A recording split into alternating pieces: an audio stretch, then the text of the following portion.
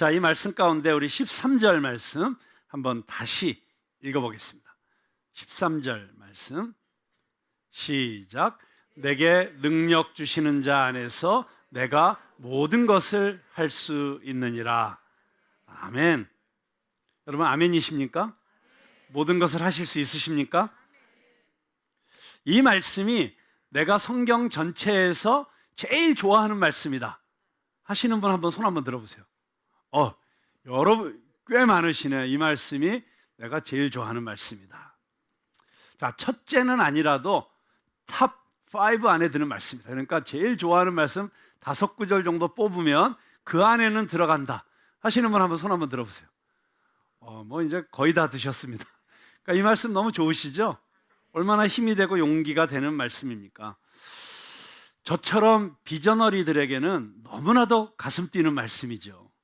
하나님이 끊임없이 아이디어를 주시고 비전을 주시고 꿈을 주시는데 다 할 수 있다. 얼마나 좋습니까?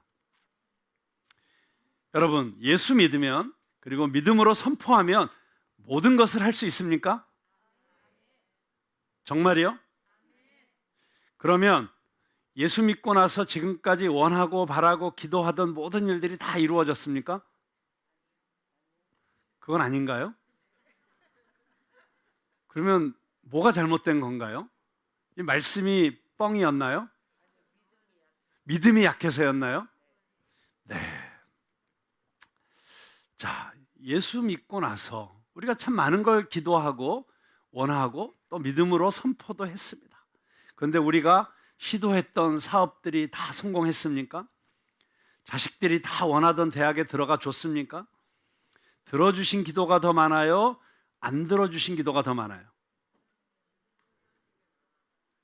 구하라 주실 것이요, 찾으라 찾을 것이요, 문을 두드리라 열릴 것이라. 여러분 얼마나 기가 막힌 약속이에요. 그런데 안 주시고 못 찾고 안 열린 문들은 왜 이렇게 많아요?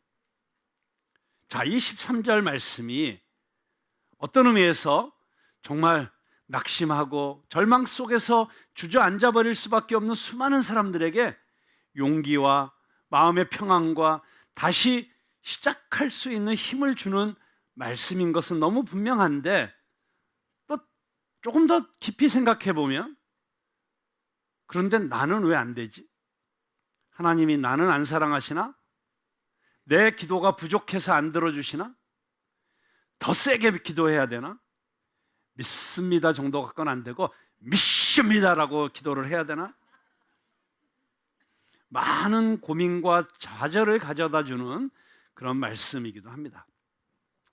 참 인상적이었던 영화의 한 장면이 있습니다. 미국의 교도소에 위문 공연을 온 한 복음성가 가수가 있었습니다. 전형적인 미국의 금발머리에 예쁘게 생기고 노래도 잘하는 그런 가수였습니다. 근데 노래를 하다가 간증을 해요. 여러분, 제가 오늘 여기 여러분들을 위해서 노래하려고 오는데 갑자기 폭우가 쏟아졌어요. 비가 얼마나 세게 쏟아지는지. 그런데 문제는 조금 있다가 와이퍼가 고장이 난 거예요. 하마터면 사고 날 뻔했어요. 앞이 안 보이는 거예요. 그래서 차를 세우고 기다렸는데 비가 그칠 생각을 안 해요.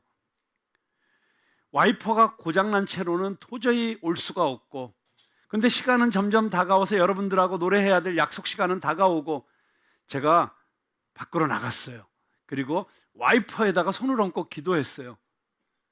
근데 갑자기 와이퍼가 움직이는 거예요. 할렐루야! 그런데 그 죄수들이, 이게 영화 속의 장면이에요, 아멘 하고 박수를 치는 게 아니고 제가 정말 잊지 못할 반응이 나왔어요. 그 수많은 남자 죄수들이 동시에 오, 노. 그러면서 한 죄수가 나지막하게 이런 말을 내뱉는 장면을 클로즈업을 합니다. 그런 하나님이라면 난 안 믿을 거야. 몇 년째 이 감옥에서 그렇게 간절하게 내 아내와 자식들을 지켜달라고 기도했는데 내 아내는 도망가 버리고 아들은 마약에 쩌들어서 폐인이 되어가고 있는데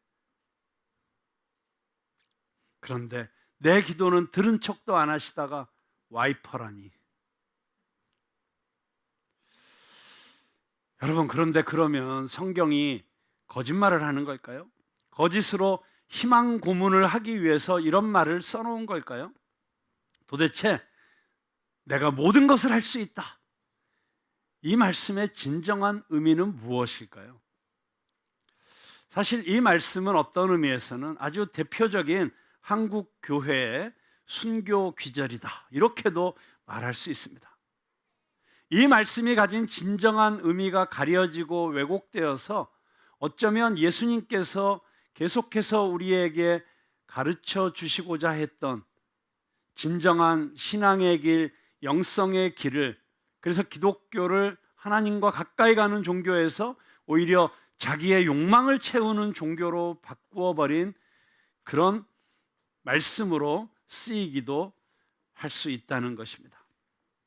자, 이 말씀의 뜻을 정말 정확하게 이해하려면 이 말씀의 앞뒤 문맥을 잘 살펴보고 그 문맥 속에서 해석을 해야 합니다. 여러분, 성경을 읽을 때 가장 위험한 것은 앞뒤 문맥이 컨텍스트를 다 잘라내고 핀셋처럼 한 구절, 한 단어만 딱 찍어내서 그거를 붙잡는 것입니다.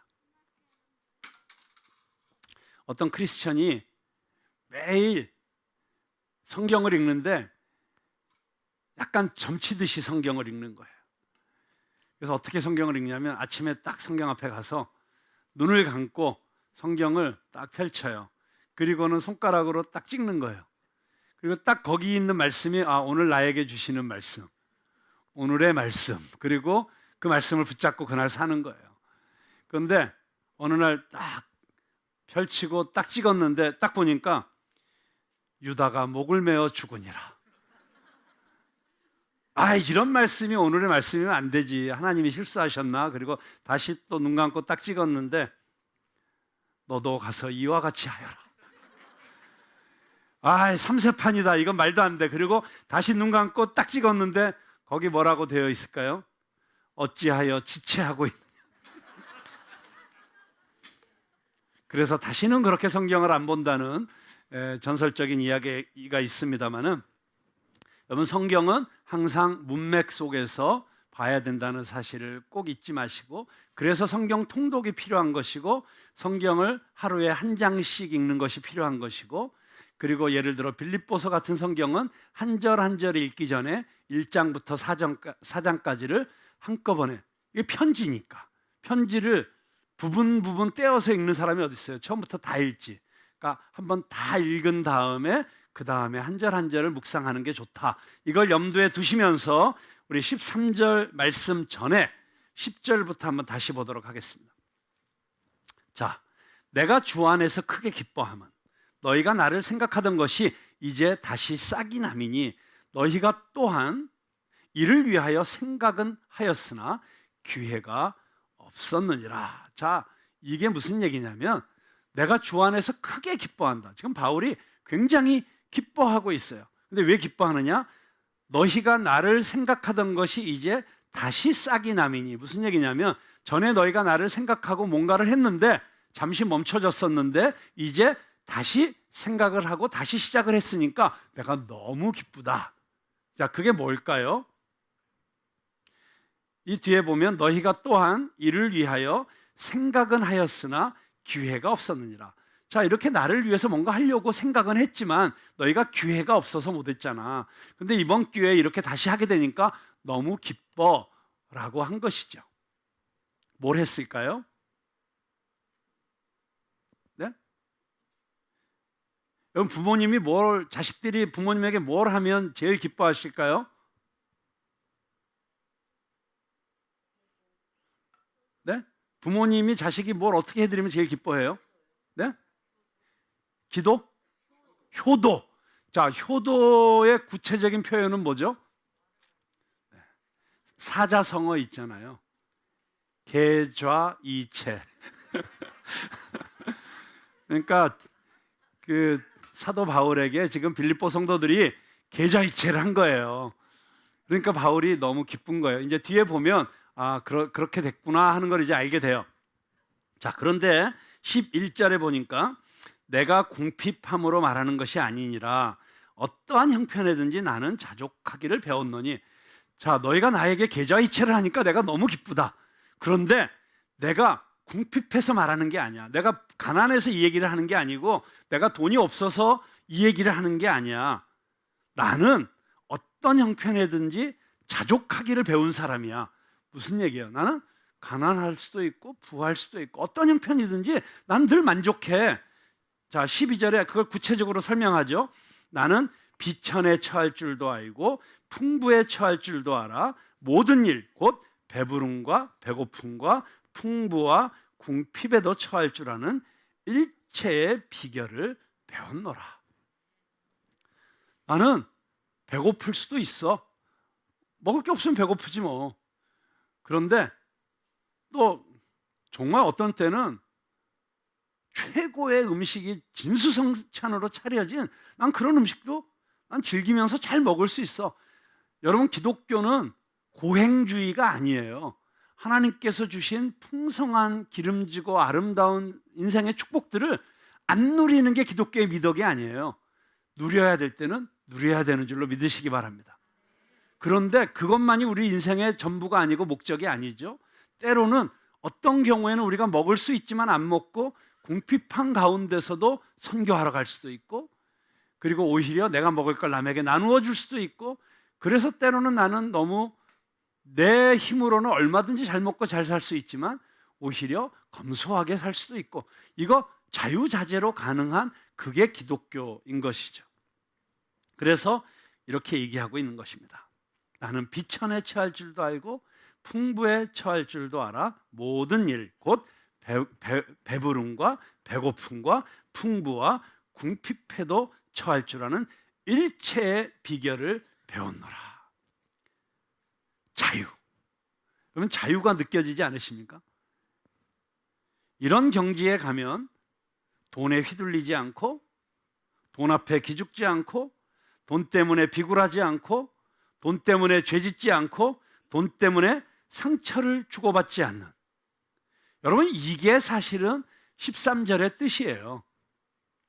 내게 능력 주시는 자 안에서 내가 원하는 대학 들어가고, 내가 원하는 아파트에 살고, 내가 원하는 명품백 사고, 내가 원하는 차 타고, 내가 원하는 액수의 은행 잔고를 가지고 1등석 타고 유럽으로 여름 휴가 가고, 유럽도 지루해지면 모히또에 가서 몰디브 한잔하고, 그게 아니고 모든 것을 할 수 있다. 이런 뜻은 하나님이 허락하시면 왕궁에 들어가서 살 수도 있고, 필요하면 돼지 움막 수리한 집에서 살 수도 있고, 마이바흐를 타거나 람보르기니를 타면서도 그것 때문에 내가 남들보다 잘났다는 생각은 추호도 안 하고 오히려 더 겸손해지고, 모닝을 타거나 BMW를 타도 너무 즐겁고, 여기서 BMW란 바이시클, 메트로,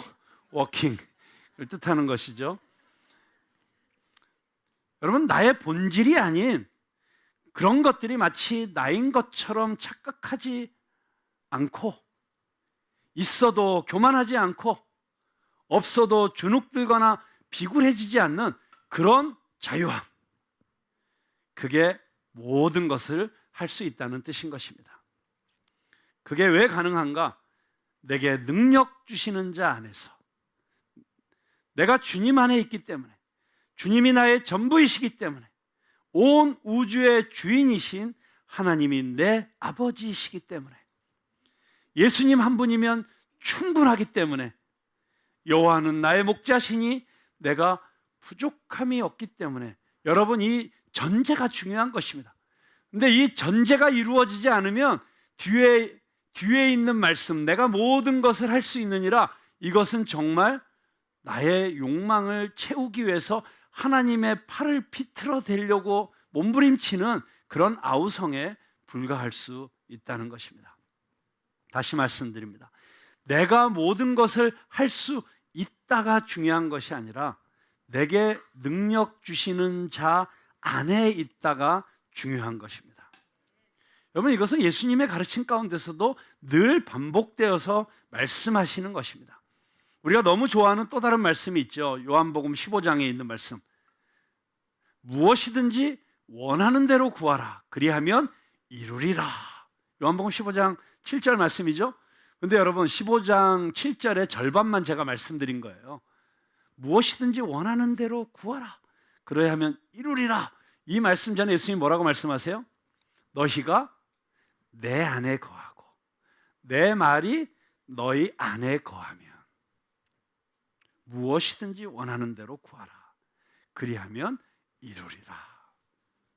여러분, 이 앞부분이 없으면 뒷부분의 말씀은 말짱 꽝인 거예요.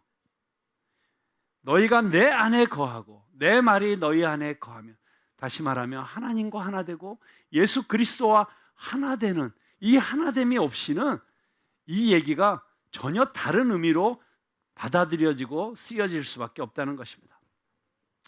여러분, 내 기도가 이루어지는 것이 중요한 것이 아니라 내가 하나님의 뜻과 일치하는 기도를 하고 있는가가 훨씬 더 중요한 것입니다. 예수님께서도 그래서 겟세마네에서 기도하실 때 할 수 있다면 이 잔을 내게서 지나가게 하옵소서. 그러나 내 뜻대로 마옵시고 아버지의 뜻대로 되기를 원하나이다. 여러분, 이렇게 아버지와 하나가 될 때, 그 뜻이 하나가 되고 아버지의 뜻이 내 뜻이 되고 내가 원하는 것이 하나님께서 나에게 주신 소원이 될 때, 그때 우리는 정말 어떤 상황 가운데서도 기쁨을 누릴 수 있는, 평화를 누릴 수 있는, 참 만족을 누릴 수 있는 그 자유자재한 삶이 펼쳐지게 된다는 것입니다. 비록 고난의 길이라도 십자가의 길이라도 행복하게 기뻐하며 걸어갈 수 있는 삶의 비결이 여기 있는 것입니다. 그래서 처음 예수님을 만나러 나올 때는 병 낫고 싶어서, 눈 뜨고 싶어서, 경제적인 어려움에서 벗어나고 싶어서, 인생의 이런저런 문제 해결하고 싶어서 오지만, 그리고 예수님께서 긍휼히 여기시고 필요하면 다 고쳐주시고 해결해 주시지만, 그러나 궁극적으로 우리가 찾아야 될 것은, 자 보세요. 구하라, 찾으라, 두드리라, 그렇게 말씀하시고 난 이후에 예수님께서 어떻게 약속하시는지 자세히 살펴보십시오. 이 구하라, 찾으라, 두드리라, 그러면 찾을 것이요 열릴 것이다 말씀하신 이 내용이 마태복음과 누가복음에 두 번 나오는데, 그 두 구절을 정확하게 한번 보세요. 마태복음 7장 11절에 보면, 너희가 악한 자라도 좋은 것으로 자식에게 줄 줄 알거든 하물며 하늘에 계신 너희 아버지께서 구하는 자에게 좋은 것으로 주시지 않겠느냐. 또 누가복음 11장 13절에 보면, 너희가 악할지라도 좋은 것을 자식에게 줄 줄 알거든 하물며 너희 하늘 아버지께서 구하는 자에게 성령을 주시지 않겠느냐 하시니라. 자, 여기 보세요. 하나님은 내가 원하는 것을 주시지 않고 내가 진정으로 필요한 것을 주십니다. 믿습니까? 자, 마태복음에 보면 하나님께서는 구하는 자에게 구하는 것을 주시지 않겠느냐 이렇게 말씀하시지 않으셨어요. 구하는 자에게 좋은 것으로 주시지 않겠느냐. 하나님은 우리에게 정말 좋은 게 무엇인지 아시는 하나님이신 줄로 믿으시기 바랍니다. 저도 가끔 가다가 우리 딸이 뭘 졸릴 때가 있어요. 안 돼. 너 그거 필요한 거 아니야. 너 그게 너한테 도움되는 게 아니야. 하다가도 하도 졸르면 귀찮아서, 야 됐어. 카드 주면서 내가 알아서 해. 이럴 때가 있거든요. 하나님은 그런 악한 인간의 아버지 같은 품성이 없으시기 때문에 줘서 안 되는 건 끝까지 안 주십니다. 믿으십니까? 우리에게 더 좋은 것을 주시는 아버지인 줄로 믿으시기 바랍니다. 그런데 그래도 사람들이 잘 못 알아들어. 하나님이 너에게 더 좋은 거 주실 거야, 더 좋은 거 주실 거야 했는데도 못 알아들어. 그래서 누가복음에서는 아예 대놓고 이렇게 말씀하세요. 너희 하늘 아버지께서 구하는 자에게 뭘 주신다고요? 성령을 주시지 않겠느냐. 정말 우리에게 필요한 것은 하나님이 주시는, 하나님의 손에 있는 그게 아니라 하나님 자신인 줄로 믿으시기 바랍니다. 하나님의 영, 우리가 기도하면 하나님의 영이 우리에게 임하는 거예요. 그러면 하나님의 영이 임하시면 하나님이 우리 마음을 지키시고 다스리시고 우리를 깨닫게 하시고, 그리고 우리가 정말 무엇을 위해서 구해야 될지를 가르쳐 주시는 거예요. 그래서 우리가 하나님이 기뻐하시는 기도를 할 수 있게 되는 거예요. 하나님께서 막 주시고 싶어서 엄청나게 지금 준비하고 계시는 그 하늘의 보화를 우리가 제대로 된 기도로 열쇠를 열어서 문을 열어야 되잖아요. 근데 왜 닫혀 있어요? 하나님은 주시고 싶으세요. 주시기 위해서 준비하시고 계세요. 악한 인간의 아버지라도 자식이 떡을 달라고 하면 돌을 주지 않고 떡을 주고, 생선을 달라고 하면 뱀을 주지 않고 생선을 줘요. 왜 그렇죠? 자기 자식과 자기를 하나라고 생각하기 때문이에요. 아끼는 게 없어요. 막히는 게 없어요. 다 줄 수 있어요. 그런데 그 인간의 아버지보다 훨씬 더 선하시고 우리를 사랑하시는 하나님께서 우리의 기도를 왜 안 들어주실까요? 사실은 우리가 막고 있는 거예요. 우리가 내려놓아야 될 것을 내려놓지 못하고, 우리가 붙잡지 말아야 될 것을 계속 움켜쥐고 있으면서 기도를 하고 있으면 열리지가 않는 거예요. 자, 그런 맥락에서 다시 빌립보서 본문으로 돌아가 보겠습니다. 이제 13절을 건너뛰어서 14절 보겠습니다. 이제 똑같은 얘기가 반복되고 있어요. 그러나 너희가 내 괴로움에 함께 참여하였으니 잘하였도다. 빌립보 사람들아, 너희도 알거니와 복음의 시초에 내가 마게도냐를 떠날 때 주고받는 내 일에 참여한 교회가 너희 외에 아무도 없었느니라. 데살로니가에 있을 때에도 너희가 한 번뿐 아니라 두 번이나 나의 쓸 것을 보내었도다. 내가 선물을 구함이 아니요 오직 너희에게 유익하도록 풍성한 열매를 구함이라. 내게는 모든 것이 있고 또 풍부한지라. 에바브로디도 편에 너희가 준 것을 받음으로 내가 풍족하니 이는 받으실 만한 향기로운 제물이요 하나님을 기쁘시게 한 것이라. 자, 이 말씀을 제가 좀 설명을 해드리면 이런 말씀이죠. 빌립보 성도 여러분, 제 삶은 하나님이 다 채워주시는 삶입니다. 그리고 저는 재정이 있어도 하나님의 일을 할 수 있고 없어도 하나님의 일을 할 수 있는 그런 훈련을 하나님께서 이미 시키셨습니다. 그러니까 나 때문에 여러분들이 굳이 헌금을 보내거나 이런 선물을 보내거나 할 필요는 없습니다. 그런데 여러분들이 이렇게 나에게 풍성한 선물을 보낸 것 너무 잘한 일입니다. 왜냐하면 이걸 통해서 여러분의 삶에 풍성한 열매가 맺히기 때문입니다. 라고 이야기하고 있는 것입니다. 자, 이렇게 선교 헌금을 보내고 구제 헌금을 보내고 하는 일 너무 좋은 일이에요. 사실 여러분들은 교회 초창기부터 그렇게 하지 않았습니까?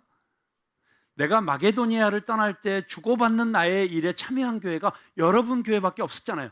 사실 사도 바울이 여러 교회를 개척을 했어요. 그런데 그 개척한 교회에서 이렇게 선교 여행을 떠나는 사도 바울에게 선교 헌금을 주고, 그리고 재정을 후원하고, 그리고 또 사도 바울이 예루살렘에 있는 성도들이 기근이 들어서 지금 먹을 것이 없다는 소문을 듣고 구제 헌금을 모을 때 환난의 극심한 가난 가운데서 오히려 풍성한 연보를 했다고 칭찬받은 교회는 바로 이 빌립보 교회밖에 없었어요.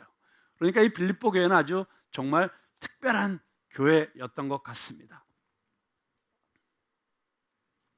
그 빌립보 교회가 한동안 이 선교 후원이 끊어졌다가 지금 다시 시작을 한 거예요. 그래서 사도 바울이 너무 기뻐가지고 브라보, 잘하고 있어. 그렇게 하면 하나님이 기뻐하실 거야. 그리고 너희들의 삶이 정말 풍성해질 거고 너희들의 삶에 엄청난 열매가 맺힐 거야. 나 때문에 할 필요는 없어. 그런데 너희들을 위해서는 너희들은 이런 일을 앞으로 계속해야 돼 라고 지금 격려하고 있는 것입니다. 자, 이 말씀을 보다 보니까 사도 바울이 정말 탁월한 펀드레이저라는 생각이 들었습니다. 왜냐하면 전 세계에서 펀드레이징을 제일 잘하는 기관 중에 모델이 되는 기관이 있는데 그게 하버드 대학입니다. 작년 한 해만 하버드 대학이 1조 2천억을 모금을 했더라고요. 한 대학이. 근데 지금 하버드 대학에 쌓여 있는 기부금 액수가 총액이 얼마 있는지 아십니까? 33조. 그러니까 어마어마한 거죠. 근데 놀라운 사실은 그 기부금 모금을 위해서 일하는 전담 직원만 700명입니다. 그러니까 700명 직원이 하버드 대학의 기부금 모금을 위해서 끊임없이 사람 만나고 전화하고 광고 만들고 이렇게 일을 하니 뭐 그렇게 들어오는 것도 당연하다 싶긴 한데요. 그런데 제가 그 하버드 대학의 그 펀드레이징 디파트먼트하고 가깝게 일을 하는 한 분을 통해서 하버드 대학의 펀드레이징 비결을 제가 배웠어요. 저도 앞으로 좋아지겠죠. 네. 그런데 그 하버드 대학의 펀드레이징 비결이 뭐냐? 기부하려고 하는 의사가 있는 사람을 만났을 때 또는 기부를 요청하러 갔을 때 절대로 저희가 돈이 부족합니다, 저를 도와주셔야 됩니다, 이런 얘기는 절대 안 한대요. 오히려 가자마자 첫 마디가 뭐냐면 저희 하버드에는 돈이 많습니다. 사실 돈이 많죠. 33조나 있는데 저희는 당신의 돈이 필요하지 않습니다, 이렇게 시작을 한대요. 그런데 뭐라고 얘기하느냐? 그런데 만약 당신의 돈을 가장 의미 있고 가장 가치 있는 일에 쓰고 싶다면 저희가 가장 잘 도와드릴 수 있습니다. 그러니까 차원이 다른 거죠. 그런데 거의 사도 바울의 말과 일치하지 않습니까?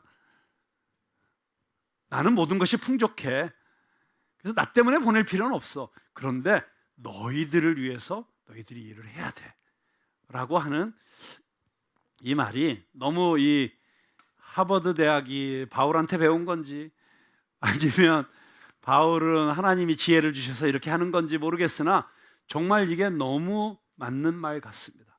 그래서 교회에서 가끔 제가 여러분들에게 여러분 이번에 우리 우크라이나에 선교 헌금을 보내야 됩니다. 그런데 우리는 그 선교 헌금을 여러분들이 너무 영감을 주는 아름다운 사진 액자를 사는 것을 통해서 선교 헌금을 하려고 합니다. 그러면 여러분들이 사는 게 여러분을 위한 거예요? 아니에요? 근데 제가 이런 얘기를 할 때 주저함이 없어요. 그리고 미안해하지도 않아요. 왜냐하면 저를 위해서 하는 게 아니고 저는 굉장히 가진 게 많습니다. 제가 오늘 설교를 하나의 전환점으로 해서 과거에 제가 입버릇처럼 하던 말을 이제 안 하려고 하는 게 있어요. 제가 옛날에는 입버릇처럼 뭐라고 얘기했냐면 하나님이 평생 나한테는 사람 복은 주셨는데 돈 복은 주시지 않으셨어. 제가 늘 이렇게 얘기했거든요. 근데 이제는 그렇게 얘기 안 하려고 해요. 하나님이 사람 복도 주시더니 이제 돈 복도 주시네 라고 얘기를 하려고 합니다. 왜냐하면 하나님의 창고에는 제가 평생을 써도 쓰지 못할 어마어마한 재정이 준비되어 있거든요. 단지 그게 저에게 지금 쏟아 부어지지 않고 있는 건 제가 안 쓰고 있기 때문이죠. 아니면 제가 잘못 쓰니까 하나님이 막아놓고 있는 것 뿐이시죠. 정말 하나님이 기뻐하시는 일에 하나님의 일을 위해서 하나님의 나라를 위해서 쓴다면 왜 안 주시겠어요? 넘치도록 주시죠. 그 말씀이 19절의 말씀입니다. 나의 하나님이 그리스도 예수 안에서 영광 가운데 그 풍성한 대로 너희 모든 쓸 것을 채우시리라. 아멘. 여러분, 이 빌립보서 4장 19절 말씀은 우리가 너무나도 잘 아는 고아의 아버지, 누구죠? 영국에서 5만 명의 고아를 키워냈다고 하는, 누군지 기억나세요? 전혀 기억이 안 나세요? 네, 제가 퀴즈로 내드립니다. 퀴즈로 내드린다는 건 순간적으로 저도 생각이 안 났다는 뜻이에요.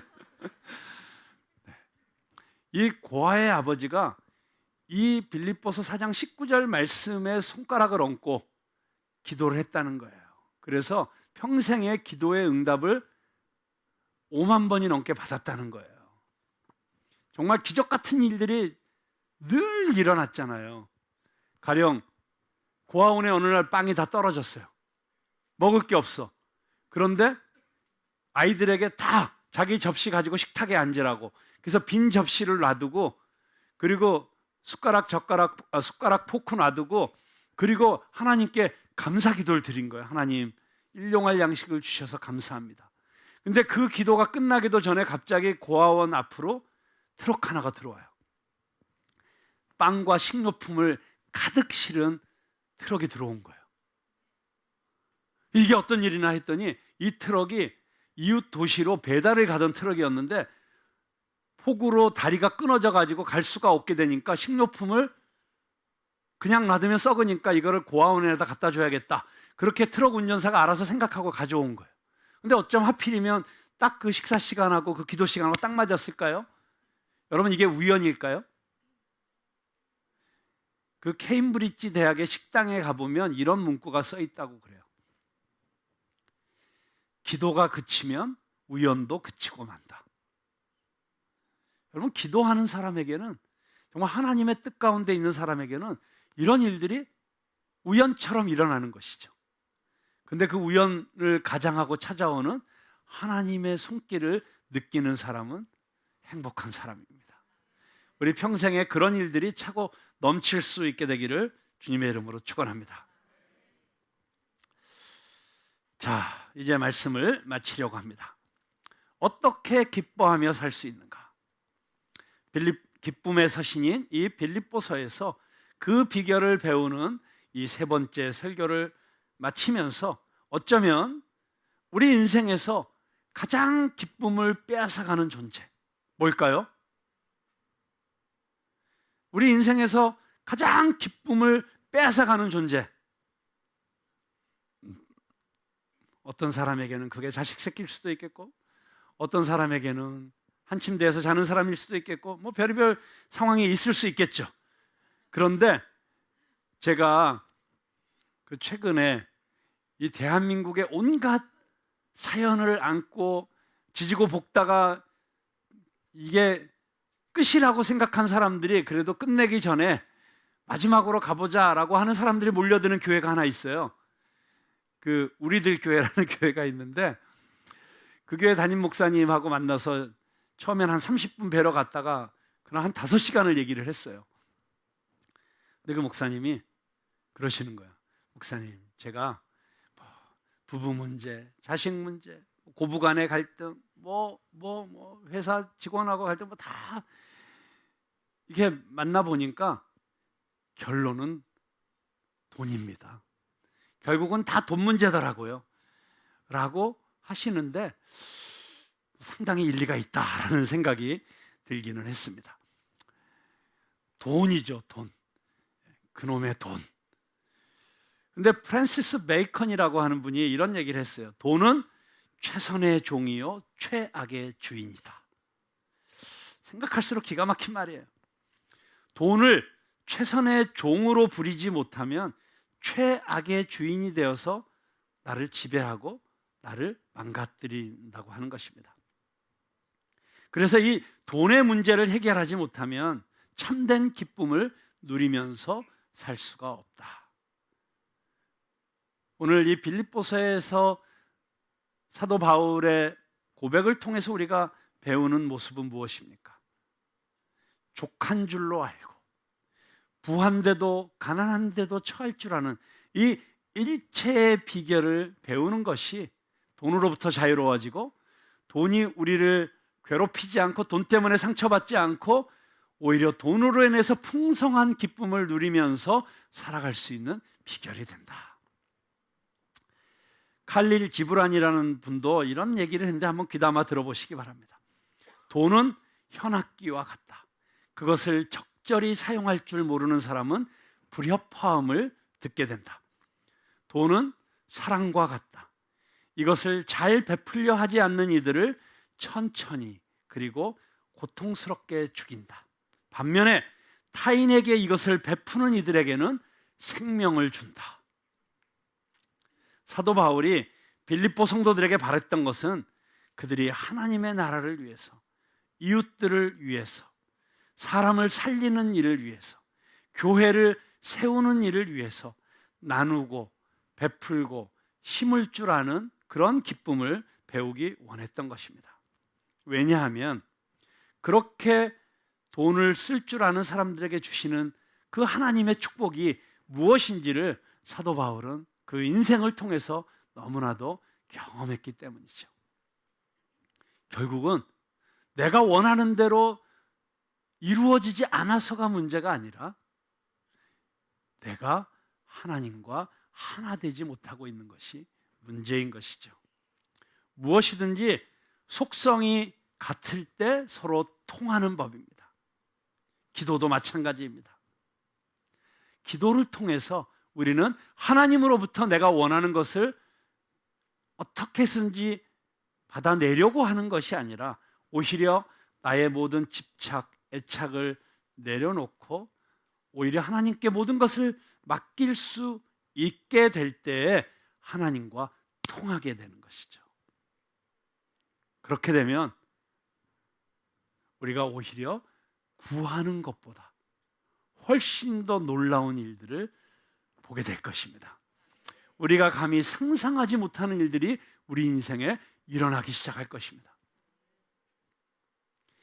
이 16주년을 맞이하면서 정말 저 자신을 보고 또 제가 지금까지 살아왔던 삶을 보면 정말 내 실력으로 불가능한 일이었다.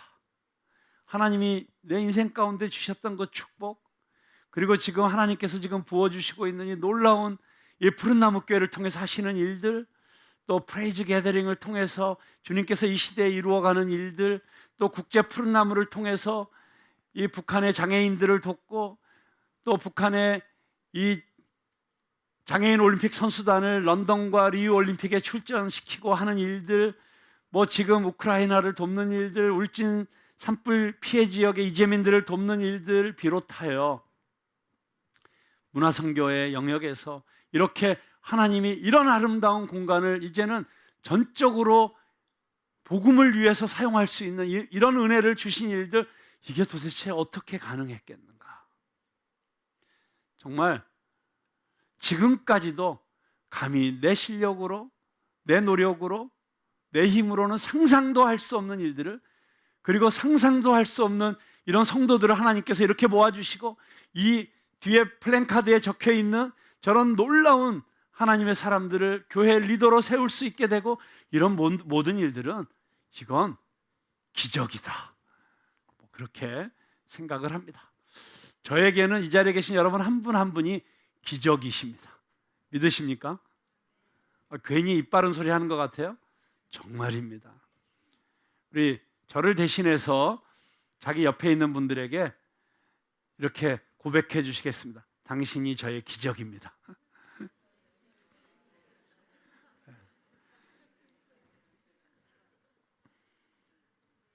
그렇습니다.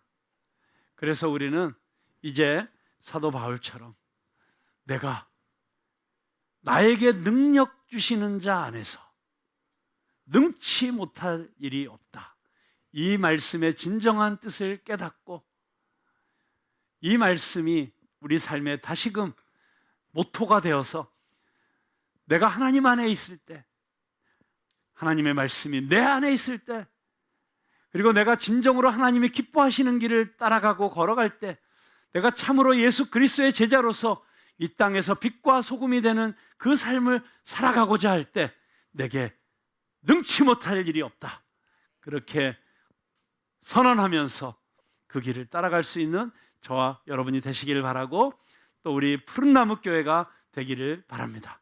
기도하겠습니다.